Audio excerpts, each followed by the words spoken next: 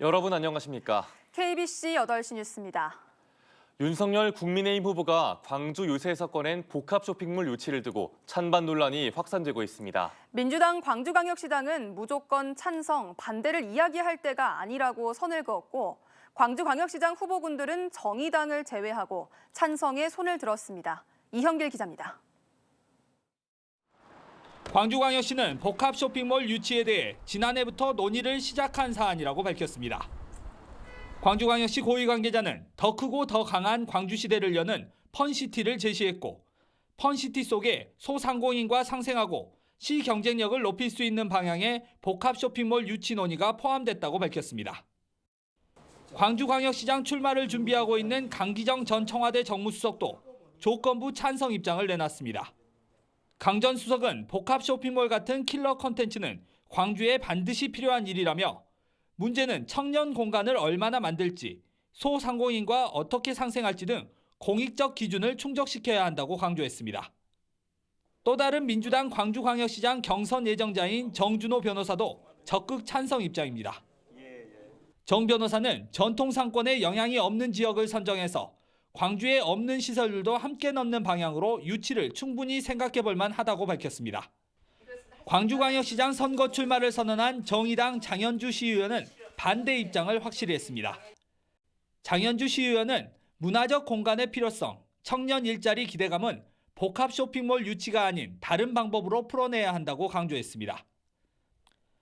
민주당 광주시당은 성명을 통해 민주당이 광주의 복합 쇼핑몰을 반대한다는 것은 허위 사실이라며 다만 지금은 코로나19로 어려움에 빠진 소상공인 지원을 논의할 때라고 밝혔습니다.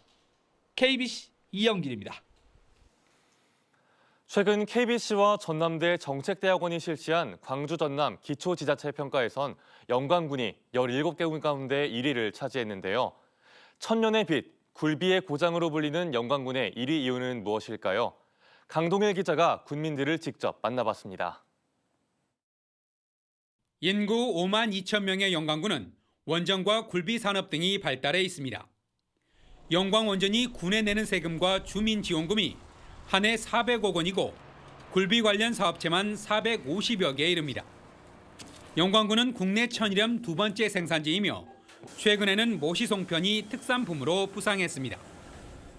서해안 고속도로 개통 이후 수도권과의 교통 여건이 좋아지면서 대마 산업단지에는 35개 기업이 들어와 500개 넘는 일자리가 만들어졌습니다. 영광군에 살면 좋죠. 법성에서는 굴비를 팔 수 있고, 홍농 쪽에서는 원자력을 다닐 수 있고, 염산 쪽에서는 이제 도매업이나 수산업을 할 수 있고, 보통 이제 대마산당 같은 경우에는 이제 전기차나 기술 같은. 정주 여건과 의료 복지 시스템도 좋습니다. 아파트 거주민이 7,500세대에 이르고 새로 지어지고 있는 아파트 세대도 1,500세대에 달합니다. 분만 산부인과와 산후조리원을 비롯해 곳곳에 병의원들이 있으며 치매 안심센터 등 복지시설도 갖췄습니다. 다른 군 지역에서 영광을 방문하시는 분들이 공통적으로 하시는 말씀이 있어요. 여기는 시다, 크다 시내가. 그리고 이제 문화생활을 할 수 있는 곳들도 잘 구축이 되어 있고요. 행정 서비스도 합격점으로 지난 2019년에는 청렴도 평가에서 전국 군 단위 1위를 차지하기도 했습니다. 이런 이유로 영광군 주민 만족도는 군 단위 중 가장 높은 9.7로 나타났습니다. 행복한 영광을 만들기 위해 저는 항상 현장에 답이 있다는 뜻을 새기고 또 우리 국민들의 삶의 현장을 곳곳을 누비고 소통하면서 고충을 해결해 왔습니다. 고령화로 어려움이 있지만 출산율이 지난 2020년 2.46명, 2019년 2.54명으로 전국 1위를 차지한 것도 희망적입니다. KBC 강동일입니다.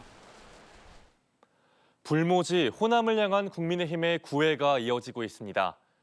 국민의힘은 윤석열 후보의 득표율을 20%로 기대하는 가운데 호남 공들이기가 결실을 맺을 수 있을지 주목됩니다. 정희진 기자입니다. 국민의힘 윤석열 후보의 전두환 옹호 망언에 이은 개사과 논란. 그동안 애써 공들여온 국민의힘의 호남 껴안기가 물 건너가는 듯 했습니다. 그러나 더 이상 더불어민주당의 전통적 지지를 인정하지 않는 호남의 분위기는 국민의힘의 기회로 작용했습니다. 이 틈새를 파고들어 달라진 호남, 달라진 보수 정당을 화두로 윤석열 후보와 이준석 대표가 잇따라 호남을 찾으면서 민심을 두드리고 있습니다. 당내에서 호남과 수도권의 득표율이 비례관계라는 말이 통용되고 있는 만큼 호남에 당력을 집중하고 있는 모습입니다. 윤 후보에 대한 호남 지지율도 두 자릿수를 기록하며 외연 확장 효과를 보고 있다는 분석도 나옵니다.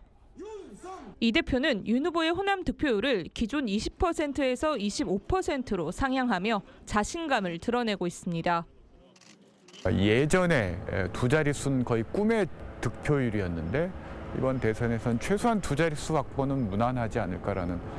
민주당 이재명 후보를 향한 호남 민심이 주춤하는 사이 국민의힘의 적극적인 구애가 이번 대선에서 결실을 맺을 수 있을지 호남의 선택에 관심이 모아집니다. KBC 정의진입니다. 오늘 저녁 6시까지 광주 전남에서 3,800여 명의 확진자가 추가됐습니다. 광주광역시에서는 동구청과 동구의 사회복지시설에서 각각 6명의 확진자가 추가되는 등 2,570명이 신규 확진됐습니다.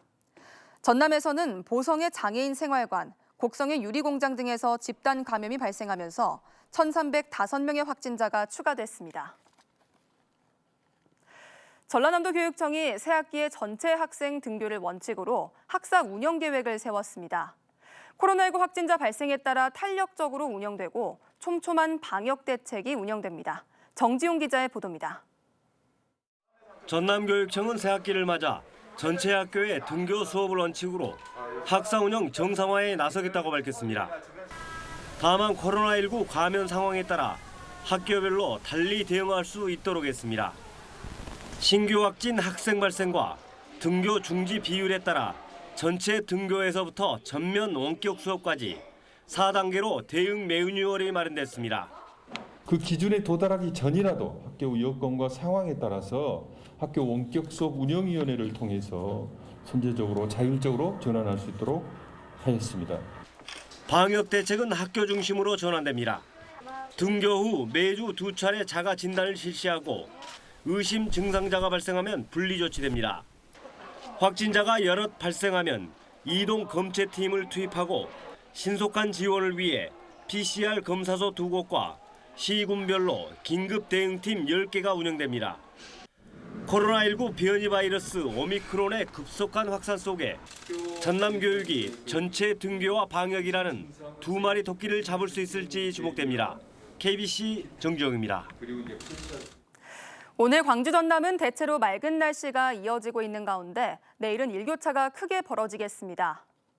내일 아침 최저 기온은 광주 영하 5도, 구례 영하 11도 등 영하 11도에서 영하 2도 사이의 분포를 보이며 평년보다 5도가량 낮겠습니다. 낮부터는 기온이 올라 광주 10도, 나주 9도, 구례 10도 등 평년 수준을 회복하겠습니다. 현재 건조주의보가 내려져 있는 순천과 여수, 광양은 대기가 매우 건조한 만큼 각종 화재에 주의가 필요합니다.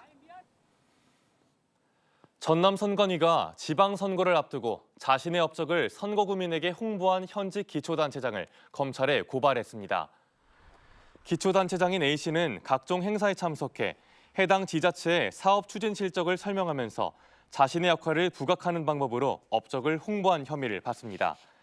선관위는 또 특정 단체에 자신의 토지를 무상으로 이용하게 하는 등 600만 원 상당의 기부 행위를 한 현직 기초의원 B씨도 검찰에 고발했습니다. 연이어 대형 사고를 낸 현대산업개발에 대해 광주 우남 3단지 재건축조합이 계약 해지를 추진합니다. 우남 3단지 재건축조합은 조합원들을 대상으로 한 의견 수렴 결과 조합원의 92%가 현대산업개발에 참여를 거부했다고 밝혔습니다. 조합 측은 컨소시엄 참여 건설사인 HDC 현대산업개발과 GS건설, 한화건설에 관련 공문을 보내 해결책을 요구하기로 했습니다. 지난해 국내 위치정보 산업의 매출액 규모가 2조 6,279억 원으로 집계됐습니다. 한국인터넷진흥원이 국내 1,957개 위치정보 사업자와 위치 기반 서비스 사업자를 대상으로 설문조사한 결과 지난해 국내 위치정보산업 매출액 규모는 2조 6,279억 원으로 나타났습니다. 부문별로는 대인, 대물 위치 추적과 관제 서비스가 1조 772억 원으로 가장 많았고 생활과 엔터테인먼트 서비스, 광고 마케팅과 상거래 서비스 순이었습니다. 앞으로 위치 정보가 가장 활발하게 적용되거나 융합될 것으로 예상되는 사업군으로는 물류 분야가 꼽혔습니다. 현대사모중공업 노사가 임금 교섭을 어렵게 마무리했습니다. 현대사모중공업은 조합원 총회에서 노사 간 임금 조정안이 66.5%의 찬성으로 최종 가결됐다고 밝혔습니다. 노사는 기본급 7만 1,000원 인상과 생산성 향상 및 경영위기 극복 경력금 200만 원 지급 등에 합의했으며 제도 개선팀을 운영해 성과금과 직무환경수당 등 임금 제도의 개선도 추진하기로 했습니다. 전남의 해상풍력 사업에 대한 어민 반발이 확산되고 있습니다.